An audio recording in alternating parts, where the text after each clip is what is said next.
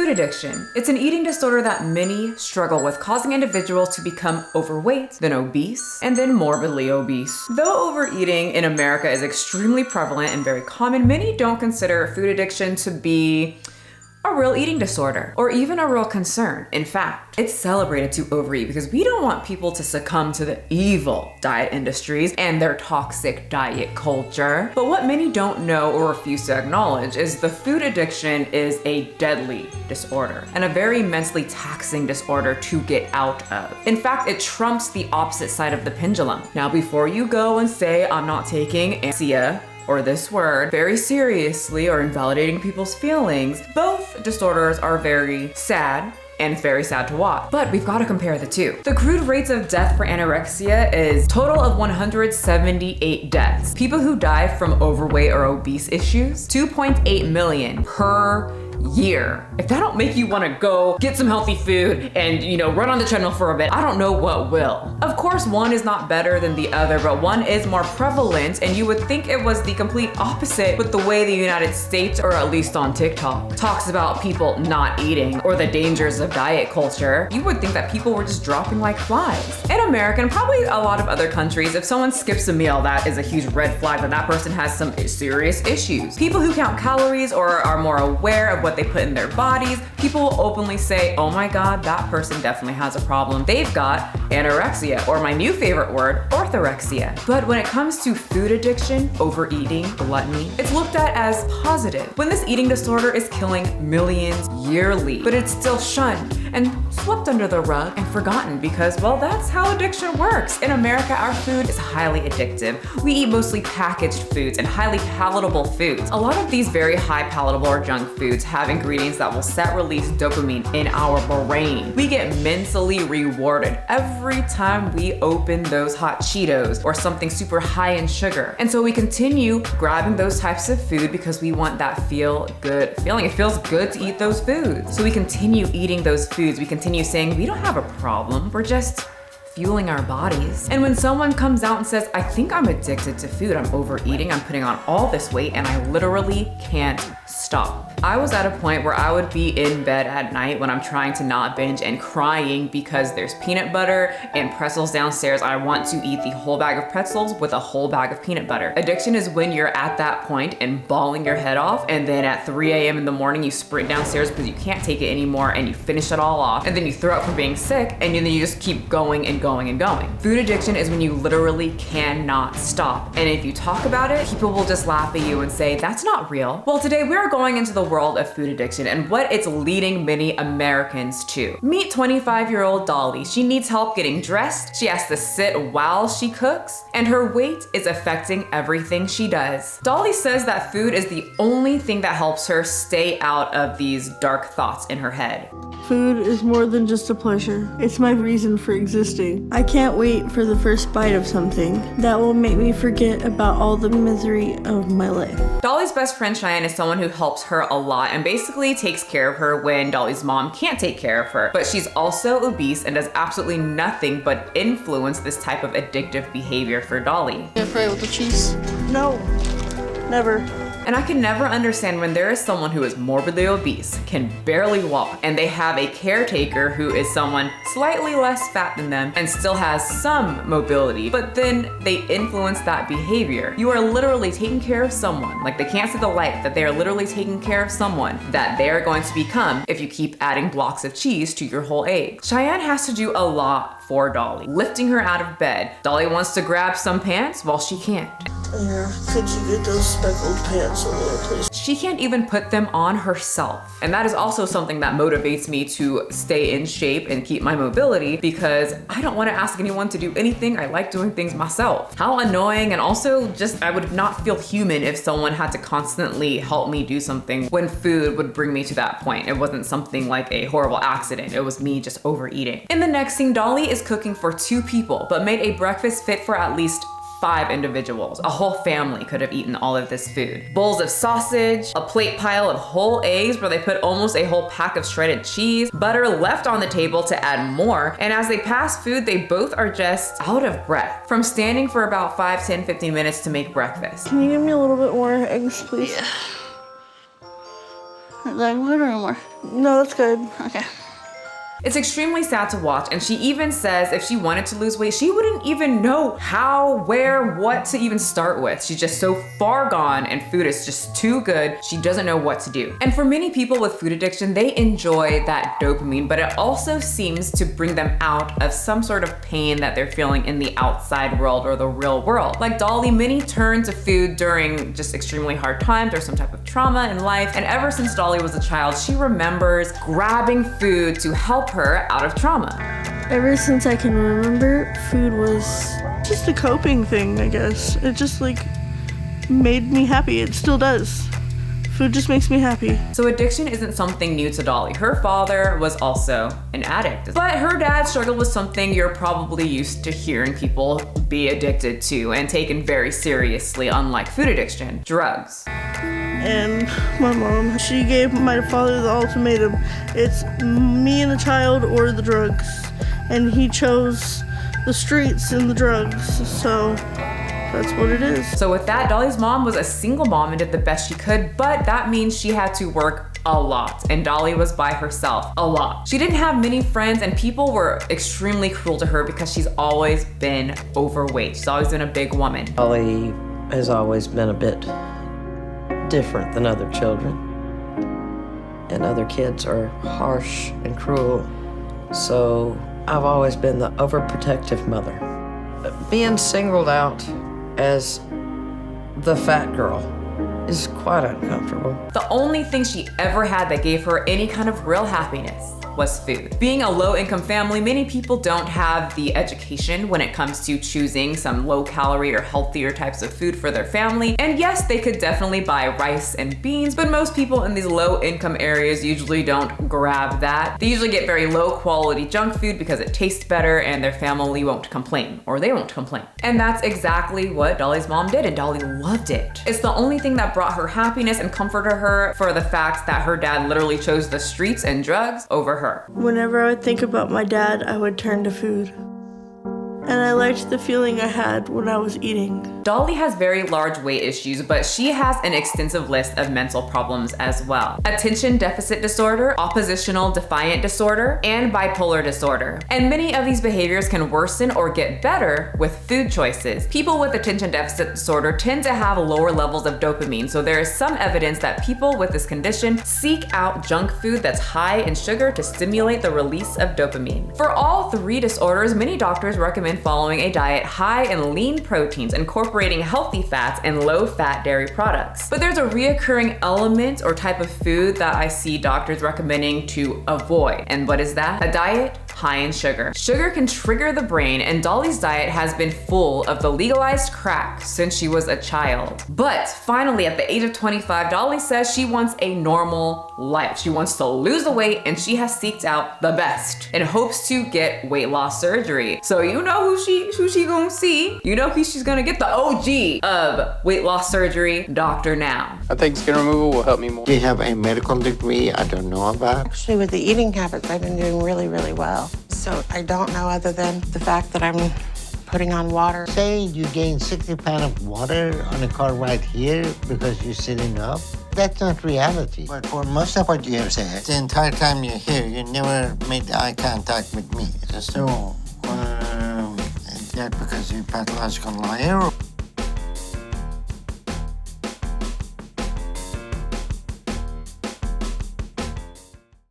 So it's appointment day, it's the start of her new life, but on the way to her first appointment, even before Dolly steps her feet into the car, she's already asking to go get food. And I can already tell that we're gonna need to stop for something to eat, just for me to get myself through it. I'll put my oxygen on when I get in here, Mom. Dolly and her family end up getting to Dr. Now's office after many stops. Dolly's in excruciating pain. She's got this rash all over her body, but she's definitely has a large portion of that rash inside of her fat folds, as in right in between her stomach, and all of this movement that she normally never does is aggravating it a lot. It's quite a hassle for her to drag that oxygen tank everywhere, and the scale is causing her a lot of anxiety anxiety. When she steps on the scale, she sees that her body weight is nearing 600 pounds at the height of 5'2". Y'all, that is my size. I can't imagine almost being 600 pounds. When I gain 15 pounds, I can notice it in my knees, my hands, my body. But Dolly says this comment that really stuck out to me. And she says, I just hope it's not anything that he can't help me with. Because if Dr. Now can't help me, then no one can. Comments like this from people like Dolly always signal, to me at least, that they think that the surgery will help everything. And they expect outside sources, outside people to pretty much do the work for them instead of them doing it themselves and taking accountability for their problems. And as you'll see in this episode, that is a huge issue for Dolly. She expects everyone else to do the work for her. And even when people do the work for her, she still doesn't succeed. And Dr. Now, like always, holds her accountable. Right when he enters the room, he says straight up, your BMI is extremely high. So your BMI is 108. So that's a very high BMI. And he starts talking about her weight, BMI, how her body is literally dying in front of everybody. And she's got the most worried look, the most like puppy-eyed, oh my God type look on her face. You know what the normal weight for your height is? No. 120 pounds. Yo, I'm over that. Oh God. Okay, so Dr. Now starts questioning Dolly and then questioning the mom about Dolly's unhealthy weight. And the mom, she just gives off this impression, well, it's always been like that, and she's just always had issues with her weight. She had a very traumatizing and dysfunctional childhood, lots of trauma. Her daddy left her, and that's why she's fat. Only the candy in the candy aisle soothed her daddyless soul. Kind of trying to give a lot of excuses for her daughter. You know, the whole mama bear came in. She's had weight issues most of her life. You don't have weight problem yourself. But then Dr. Now says, you're not overweight. Why aren't you overweight? And we come to find out that the mom actually was very, very obese, over 400 pounds, but she actually started portioning out her food, watching what she ate, and lost the weight. And the audience and Dr. Now sees, well, you had the same traumas, very similar traumas, as the daughter, but you were able to pull yourself out of it. What's her excuse? Well, that's good, but it sounds like you had a dysfunctional dynamic when she was younger, where you showed her how to overeat, and then you improved your health and lost weight, but you're still enabling her to be overweight and helping feed her. And something that many people do, you don't have to be an addict to do this, but when people are caught, especially an addict, are caught and they see that their excuses or what's coming out of their mouth isn't working, they craft another plan. And that's exactly what Dolly did. She's gonna point the finger at someone else. And she says, my ex-husband, it's his fault. I don't live with him anymore, but it's definitely his fault. It was mainly my husband. Look, it's very easy to yell at the screen while watching My 600-Pound Life and saying, take accountability, it's just food, stop eating. And I do believe people like Dolly need to take accountability. It's a huge step when you're addicted to something, but I do find it interesting that people who think it's just a quick snap of the finger, it's a say no to this, as if one day they can just change. No, when we're talking about true food addiction, and I was reading about drug addiction, a common factor that is found with drug addiction is that they blame other people. Addiction often holds other people responsible for damaging behaviors and for the repercussions of substance use. And you'll see that Dolly will start blaming the one person that actually cares about her and who actually helps. Her mother. Dolly's mom says she cooks all the food. She gives her the same portions as she gives herself, but she can't stop what Dolly does after that. Dr. Now is no stranger to food addiction, and he won't take any of Dolly's constant excuses, especially because she could die at any moment and her body is just going downhill. She is suffering from congestive heart failure, which is something 70 to 80-year-olds experience, and she's not even half that age yet. At the end of the appointment, Dr. Now gives Dolly a goal to lose 60 pounds. He says this should be able to get done within 1 month when it comes to your weight, but I'll give you 2. I have a lot of concerns about Dolly. My biggest concern right now is whether Dolly is willing to start to grow up and take responsibility for her life, or if she is still where she wants to continue justifying her unhealthy choices. So this should be rather easy and a walk in the park for you to complete. Because as of right now, she's eating around 6,000, 7,000 calories. So just bring all that down and you'll be great to go. To show me you're serious about this. So that's going to be very easy going for you. And Mama Dolly is on it. She says she's going to really rev up her commitment to keeping her daughter healthy, or try to get her daughter healthy and keeping all the unhealthy food out of the house. I am gonna do what I've been told. Oh yeah, you're gonna do what you've been You're not told gonna keep because this in the house. I'm not gonna have it in the house and I'm gonna stay on you like white on rice. Let's go through month one's goals. Along with the 60-pound weight loss goal, Dr. Now instructs her to do specific exercises for lower body and upper body, and she needs to perform each of them twice a day. Her best friend makes sure she performs all of them, and her mom was not lying about being on them 600-pound butt cheeks. She took all of Dolly's triggers out the house, just tossed them out of there. She's making sure to prepare every single meal. She portions everything out for Dolly. Dolly also has a child, which might bring some stress caring for a child, right? Especially at her size, being able to walk, chase around a child. Well, Dolly's mom actually has full custody of the child. The child lives with the grandma 24/7 ever since she was around 6 weeks old. And her only request is for Dolly to just spend time with her daughter. She doesn't even have to take care of her, just spend time with her. All Dolly's responsibilities are in life is to sit on the couch, have her food getting taken to her, and spend time with her daughter. That's all she has to do. Okay, Mom, I'm done. Okay. Thank you for lunch. You're welcome, It kiddo. was really good. Thank you. But we all know what happens when an addict gets their products taken away. They rebel, they get mad, shit goes down. And Dolly doesn't like the changes and starts blaming her mom for not keeping at least some of the junk food in the house, or at least asking for her permission of what's in her mom's house. I wish my mom would have talked to me about it or given me some say-so. But I still want the surgery, so I'm trying to do the best I can. But hopefully with all of this help from her mom, getting all the meals cooked and portioned out, having her daughter being watched by her mom, her best friend making sure she gets all of her daily exercises in, and Dolly's constant need to get the surgery, or at least want to get the surgery, she should be on the right path of losing those 60 pounds in 2 months. It's month 2 and Dolly should have lost 60 pounds or more. But as she stepped on the scale in Dr. Now's office expecting a huge number, the scale read that she only lost 17 pounds in 2 months. But according to Dolly, she doesn't know what more she can do because she's been doing everything right, everything perfect. She's been on it. I don't understand what happened. It doesn't make any sense. I worked so hard. I just don't know how to do more than that. Another tendency from addicts is that they lie. We know this. And when talking to Dr. Now, the mom reveals that Dolly's portions are still not in control. How is she doing with her eating habit? It's just portion control.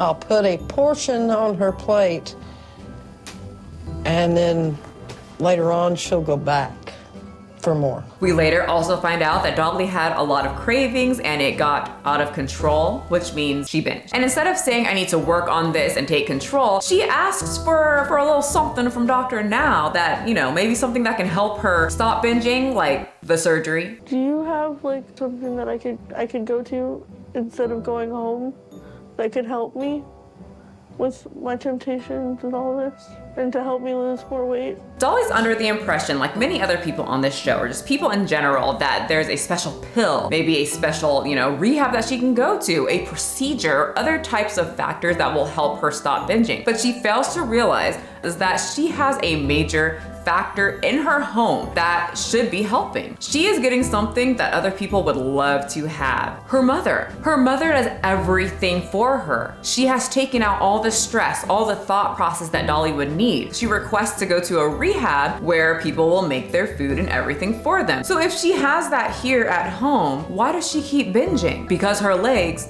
for now, are allowing her to get up and get more food. So even if she did go to a rehab and lost weight, she would still come home into an uncontrolled environment, or still controlled environment, because her mom would try to control her. But in reality, no one can stop her from getting food except for her mobility. And if that starts lacking, she might still have some mobility in her hands to order in. And Dr. Now is not having it. Well, why do you need somebody else to do that? You have to start taking responsibility for yourself and do some stuff for yourself. It's not going to be up to your mom or me or rehab people or some environment to take care of you. Dr. Now sends her off to lose the remaining amount of weight he asked her to do in the first place. He also asks her to be more independent. Well, Dolly took his advice in the most practical Dolly way. Dolly is not happy with the way that her mom is treating her. Apparently cooking her food, watching her daughter, bringing her the food is very toxic. She feels her freedom is getting just taken away from her. Her mom is policing her food. She's not giving her the food that she wants. If Dolly gets her hands on something, she's questioned by her mom. Should she be eating this? Since my last appointment with Dr. Now 2 weeks ago, it's just been really hard being at the house with my mom. How many pieces of ham would y'all like? Just one for me. Cheyenne? 1 or 2, it doesn't matter. She's stressing me out every day over how much I'm eating. Dolly is even lying about doing her exercises. She wants to get away from her mom so bad that she asks her to drive her to the park so she can feed the ducks while wishing she could also be a duck because she could eat whatever she wants and as much as she wants. Sometimes I wish I was one of them because they just eat whatever as much as they can. Stop. Who's gonna tell her that ducks can't just go get ham or a bucket of sausage or cheese eggs from the grocery store and eat as much as they want? They get what they are given. She's doing that right now and she can't handle it. She can't handle the duck life. But life at home is so bad with her mother, she actually answered the phone when her ex-husband contacted her, who was, according to Dolly, abusive. He's already remarried, but he was calling to ask if she would like to move back in as a sister-wife situation. And she said yes, because she's independent. It's been a week since I moved out of my mom's house. I'm feeling great. It was my choice, not hers. I decided to do it on my own. And apparently everything is going great. Her ex completely changed. He's helping her with food. He's exercising with her. You wanna take a little walk quick? Walk this way, start from this end? Come on, I'll help you. All right. See, Mom didn't do none of All this right. with me. All right. No, I mean, she only cooked all of your meals, portioned them out for you, gave you a place to stay for free when your abusive husband kicked your ass out, and takes in your daughter since she was 6 months old. And takes care of her 24/7, but you're right. She didn't do arm circles with you. But life is easy breezy with Dolly and her new, ex-lover and his wife. She got rid of her toxic mom, traded her for her changed non-toxic husband that turned back to toxic within a few days.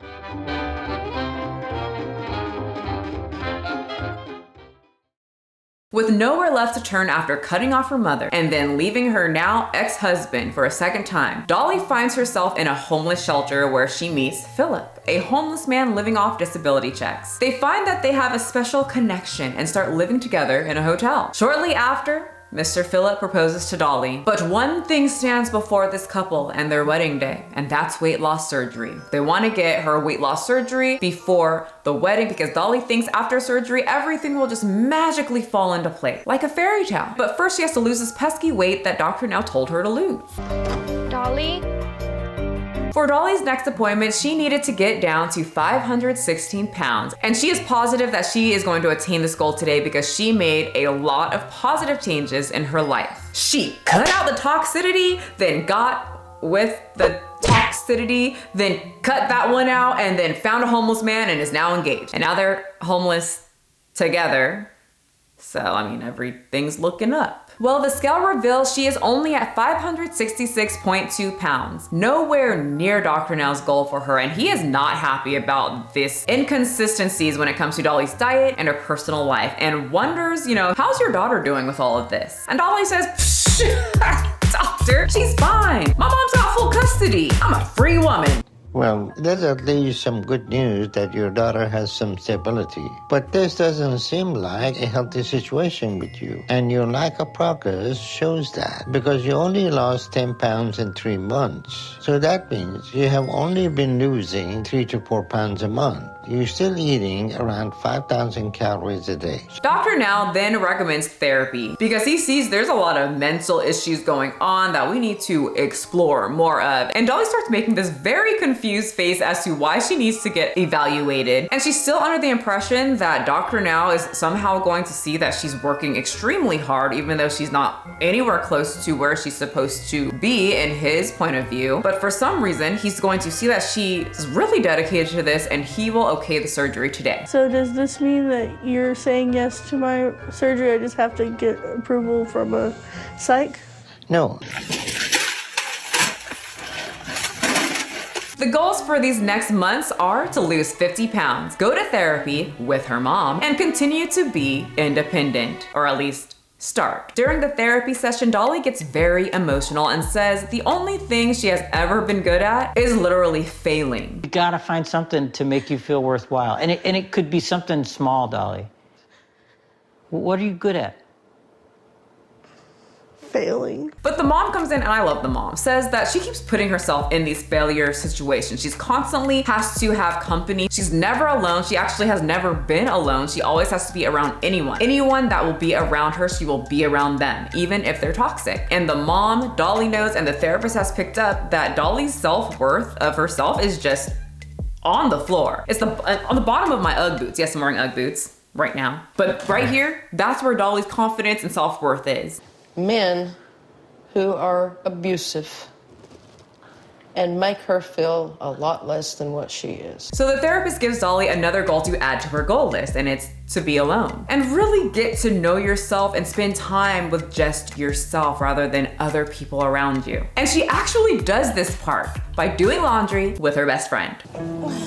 But thankfully I have Cheyenne here with me to make sure that everything is all good. And Cheyenne might actually move closer to Dolly so they can always be together. Hard part over. Cheyenne is my rock, and I'm really excited because for a little while now we've been talking about having her move down to Houston. Okay, so maybe we can just cross off the independent thing. It'll come later. One step at a time, literally. Dr. Now mentions she needs a home, not a hotel room. She needs stability in her life. And so Dolly and her fiance actually find a new home that they can afford. And it's cheap, and all we had to do was pay the first month to get in. And it comes with a bed and stuff like that. So she didn't get the whole independence thing checked off, but she did get a new home so that she can have some stability in her life and start cooking her food rather than eating packaged foods in a hotel room with her fiance that she met at a homeless shelter about a week ago.